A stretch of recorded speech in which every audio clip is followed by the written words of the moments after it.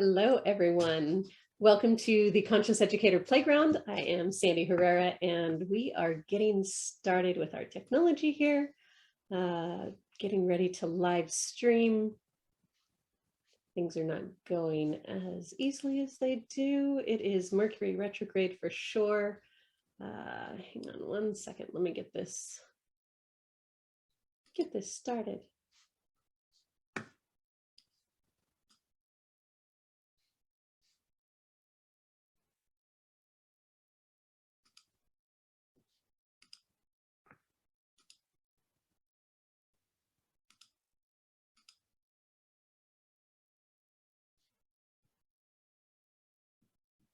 Welcoming Shiba in.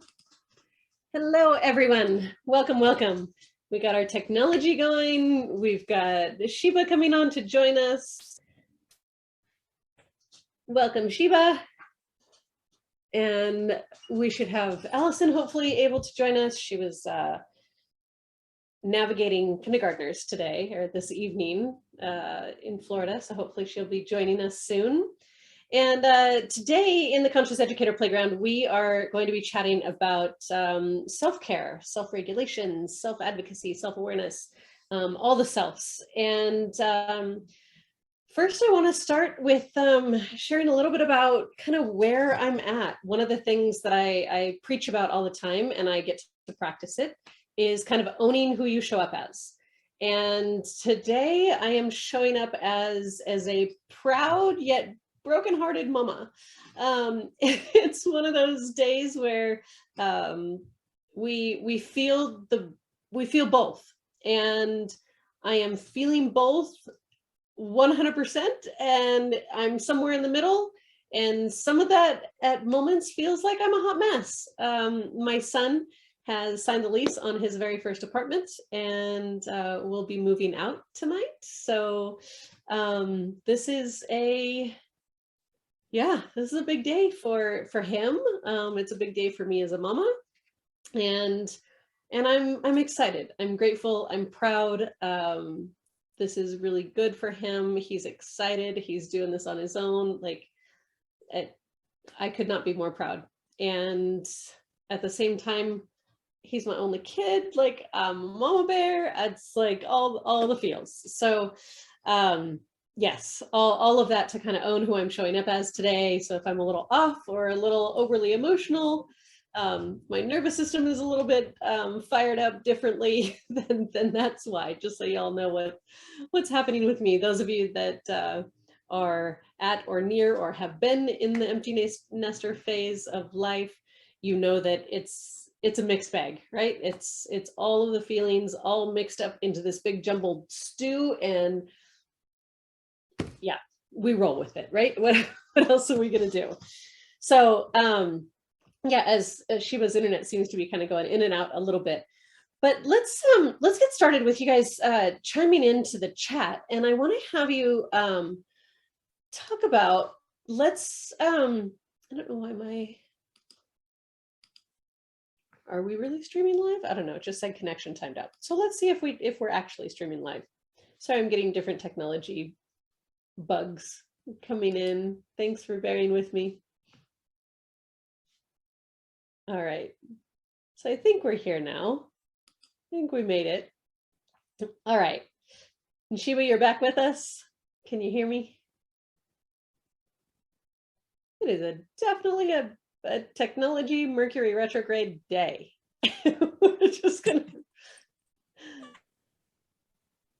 We're gonna roll with this. Yes. Yeah. For some reason, Shiba and I were just on Zoom chatting, and everything was perfectly fine. And now she's got a frozen smile on her face, which is perfectly acceptable as well. At least it's a smile on your face. Yes. So I want everyone to chime in the chat. How tired are you of hearing the words self-care or take care of yourself, make time for yourself? How tired are you of hearing that? Type in the chat. How tired are you of hearing, just take care of yourself, just give yourself some self-care time, just, you know, all the things, right? Sheba made it. Yes, I changed devices, so hopefully that will make the difference. Yep, you're here. So Sheba, why don't you start by answering that, and I'll kind of chime in for mine as well. Is how tired are you of hearing the words self-care, take care of yourself, just make time for yourself, just self. Sorry, I'm being a little snarky in my tone.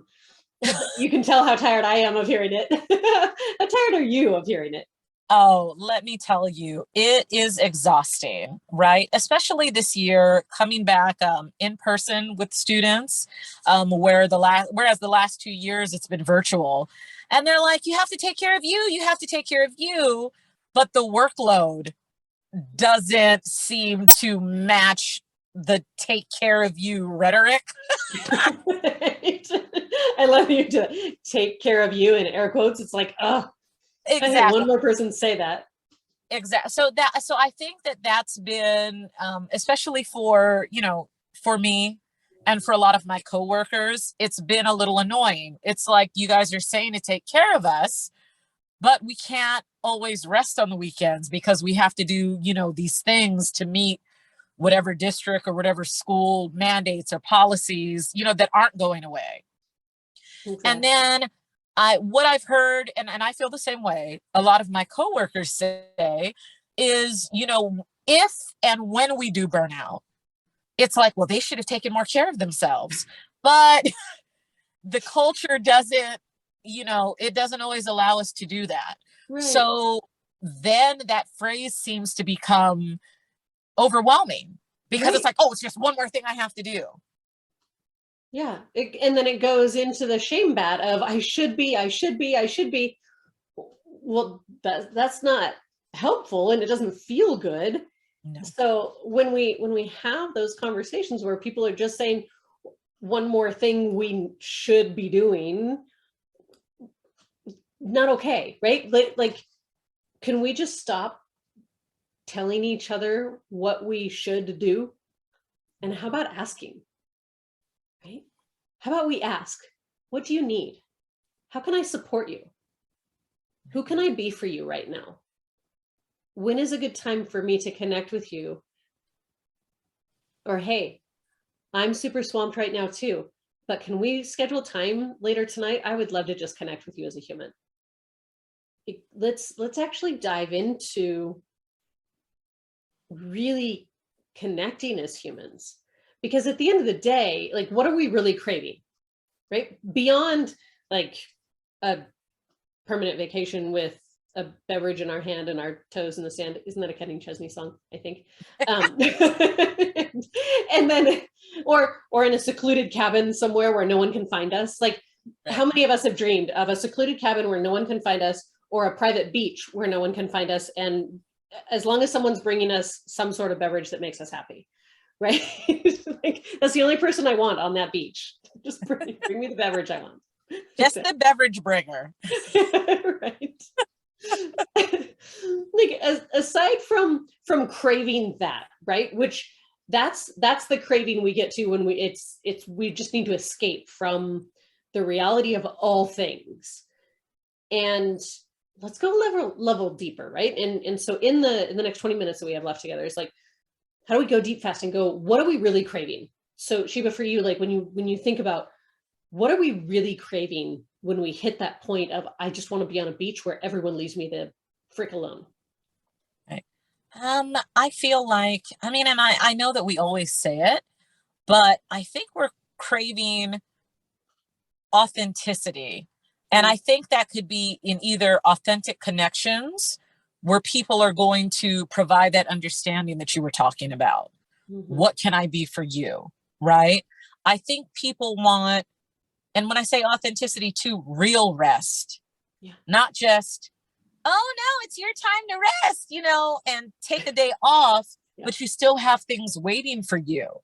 Mm-hmm. Like, I think people, especially educators, want to have that list,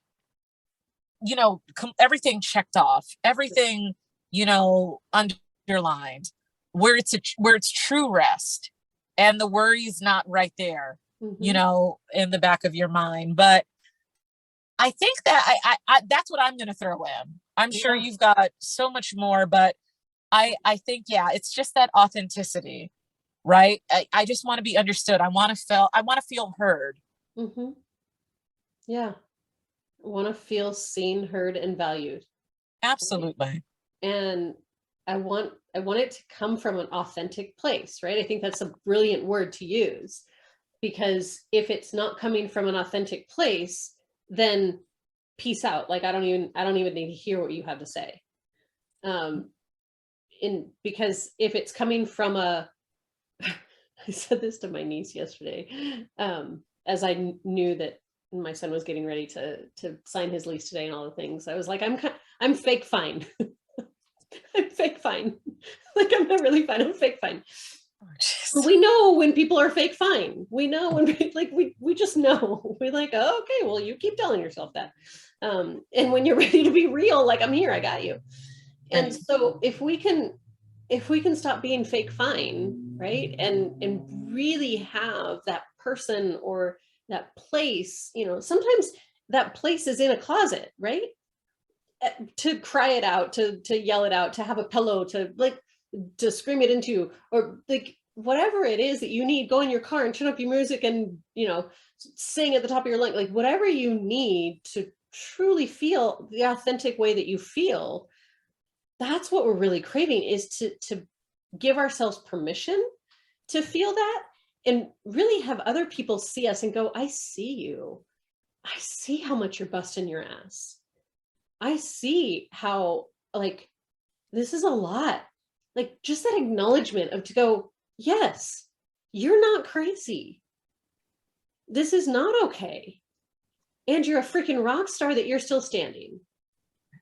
And like, now, how can we actually learn to self-regulate where we can actually give ourselves that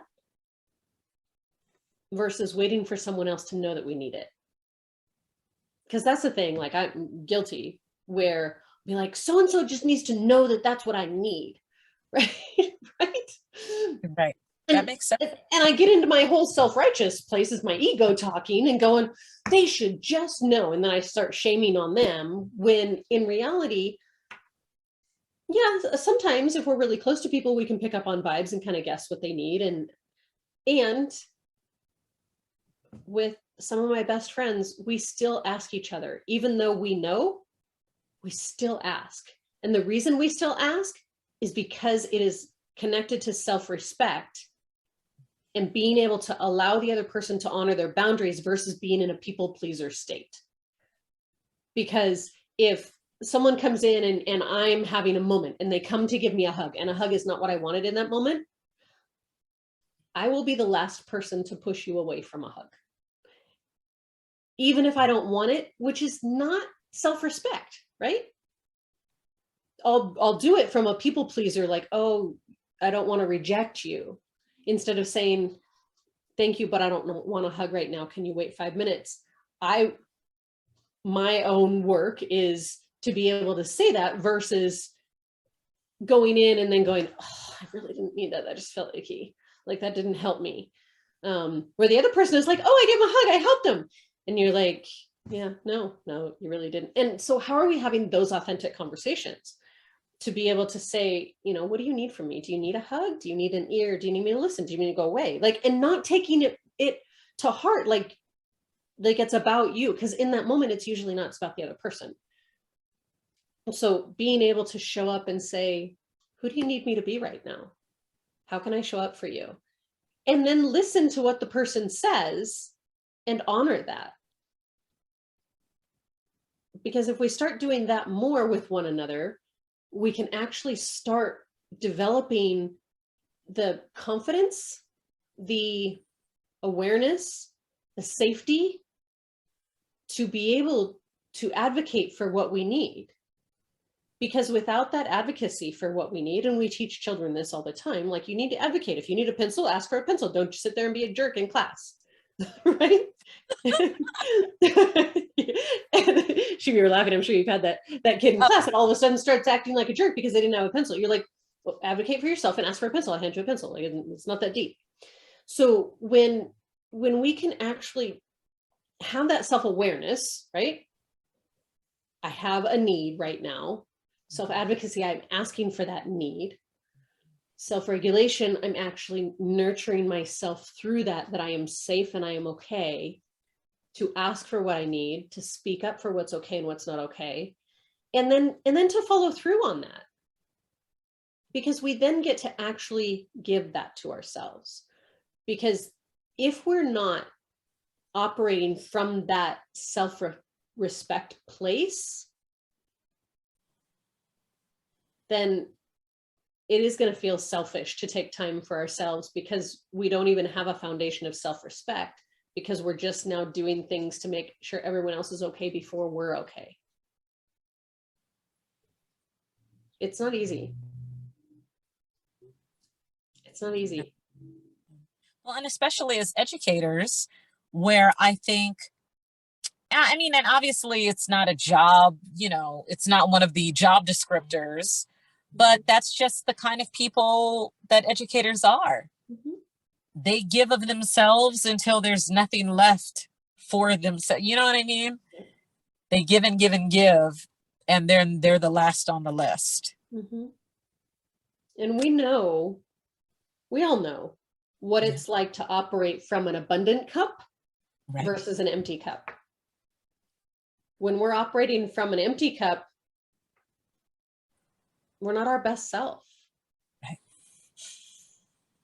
We're not showing up with the light and the passion and the purpose and the all the things that we want to be able to give to the world. And so when we're in this space of operating from an abundant cup, because we are asking for what we need, because we're understanding our own hierarchy of needs in order to establish that foundation, which then gives everyone around us the permission to establish their own foundation, especially the children that we're meant to serve. And so if we're able to be in that space of, I honor who I am, and I'm going to ask for what I need, and I'm not going to feel bad about it, because the person on the other side of the conversation gets to be responsible for asking then for what they need.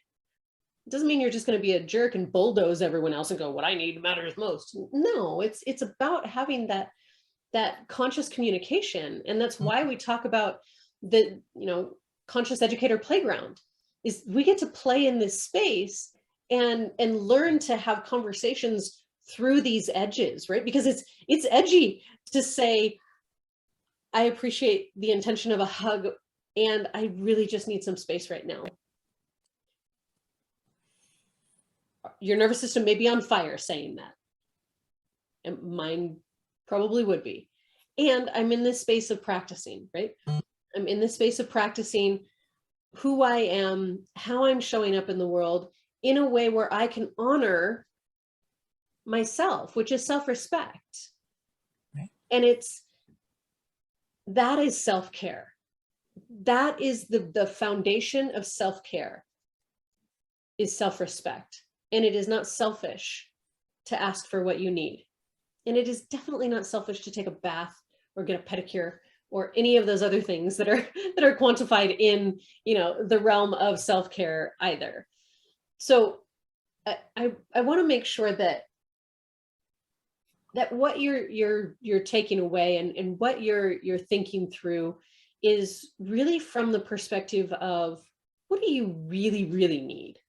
So when the next time someone says, take care of yourself or have some self-care or whatever, you actually translate that in your mind to what it really means to give yourself the foundation of that authenticity and that compassion and that grace for who you're showing up as.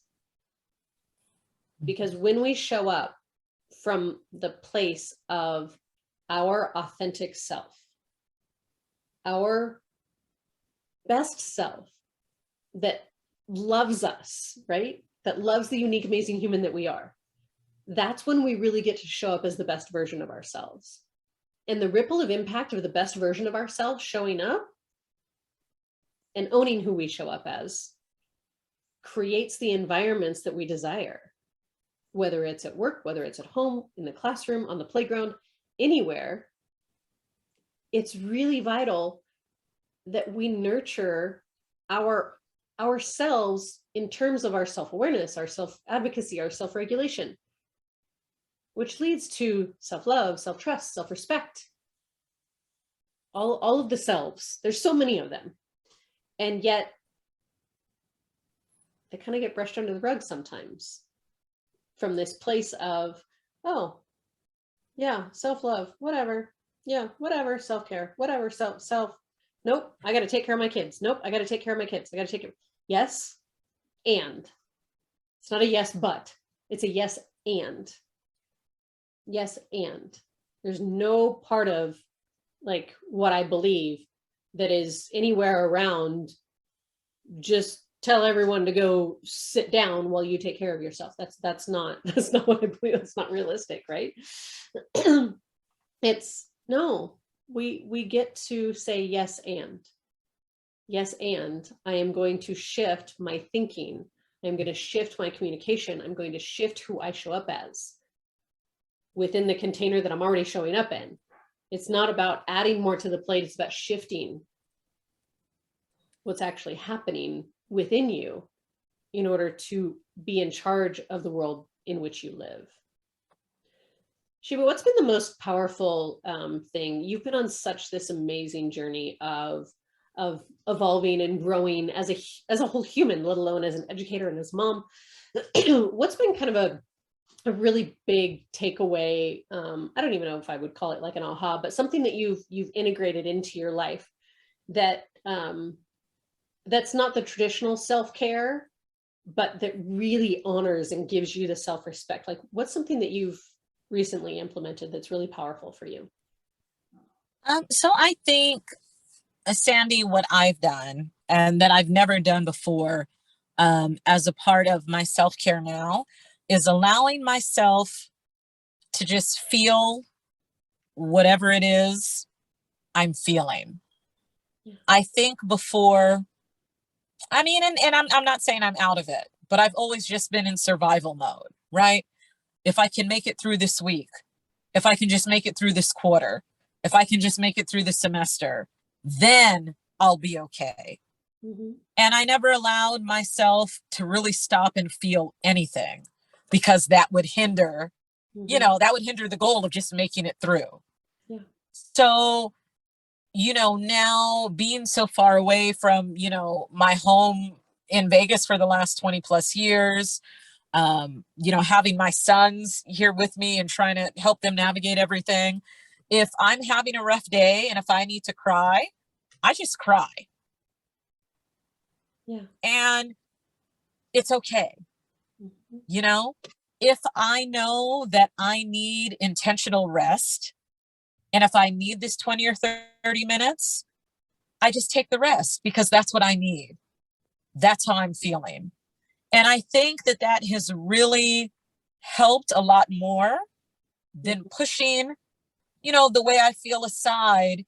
And I feel like that's what I've done just to honor me. It's so huge. That's been something that has been a pivotal part in my growth and evolution journey as well, is that permission to feel, right? Like, it's okay to feel whatever you feel in whatever moment. And it's not easy sometimes. Like my programming is to stuff it and deal with it later. Right. That's my repetitive programming. And so breaking those habits and creating the habit of accepting all parts of me and giving myself permission to feel through all the layers. It's this layer that I'm in right now of helping my kiddo move into his own place. Like, there's so many waves that are happening, and I'm just letting them flow through me because I'm human, right? And it's okay. And the sooner we model emotion, that it's okay in all its forms, the sooner we release the stigma and the bottling up of all things that then turns into blow ups, right? the more we, I don't know how it's been for you, but the more I just allow myself to feel, the sooner I'm actually through it. And I'm Exactly. back to a more regulated state. The more I hold it, the bigger it gets. And then when I finally do release it, it lasts like so long Right. versus Yes. being like, oh, that 5-minute cry just like released like 5 million tons of crap. Right, right, right. Well, and you know what? And I think that's important too. Like I always used to tell my daughter, like, you know, in her first couple of years of college, stop waiting until everything is a crisis, you Mm-hmm. know, until you reach out for help. Yeah. But not realizing that I was doing the same thing, right? Bottling everything up. And then by the time it does, you know, blow up, I'm going all crazy. And it's like, Sheba, not everything has to be a trauma response thing. Yeah. You know, it Yeah. doesn't have to be this dramatic. Yeah. Let's feel it. Let's work through it. And you're absolutely right. It's so much easier this way Mm-hmm. because now I'm not in survival mode Yeah. all the time. Yeah. It's so important. So important. And I think recognizing that when we're not feeling it, we are in survival mode. Oh We gosh. are Yeah. in trauma response. When we're stuffing, usually, for me, it's because I've got an unconscious thread saying that I'm going to be judged if I feel, versus just feeling and crying in front of people. I quote unquote warned, told my son, I said, 100% of me is so proud of you, and 100% of me is okay with it, with you moving out and getting your own place. 100% of me, and 100% of me is going to cry. just so you're aware, 100% of me is going to cry, and it's not for you to fix. It's not for you to anything. I just need you to give me, the space to feel what I feel, and you get to feel what you feel, because this is a big deal for both of us, and we're going to be okay. And that is like, that's the best gift I can give myself through this, is to just say yes, and I'm going to cry. And in the next couple months, I'm going to be spending a ton of time with my niece. And I told her, I said, you're just going to watch Tia go through this, like, crying, maybe throw up, like, metaphorically, right? And she's like, okay, just no throwing up on me. It's like, okay, I understand the boundaries. Got it. Not that I would. So really what I would love for all of you to take away is, give yourself permission to feel what you feel. You're perfect exactly where you're at. Don't punch anyone if they say take care of yourself. Just translate it into, I am going to take care of myself by honoring my boundaries and asking for what I need, and speaking up for what's okay and what's not okay, and being my own advocate, and learning how my nervous system needs to be regulated. Because we all know how to regulate our nervous systems if we give ourselves permission to actually listen to our bodies and what we need, and then honor what our bodies are asking for, what our hearts are asking for, because we're worth it. We're all navigating through this crazy world, and it's a lot. There's a lot of stuff, but we're in this together. And I am so grateful to you, Sheba, for being on here with me every week. I know that next week you will not be, because you will be with your son. And we do have a special guest coming on next week, and we're going to talk about a little bit more about talent dynamics and the frequencies and the profiles. And we're going to talk about really how that leads into how we read, how we grow, how we learn, and really thinking through getting ready for summer reading, and how can we consume in a way that actually fills our cup versus feels like an obligation. So we'll have our special guest on next week. Look out for the email about that. And as always, any questions, any thoughts, any comments, reach out. We're here for you, and we're all in this together. And I wish you all a wonderful rest of your day, wonderful weekend, and look out for pictures on my social media about my kiddo's new place. All right, everybody, take care. Love you. Mwah.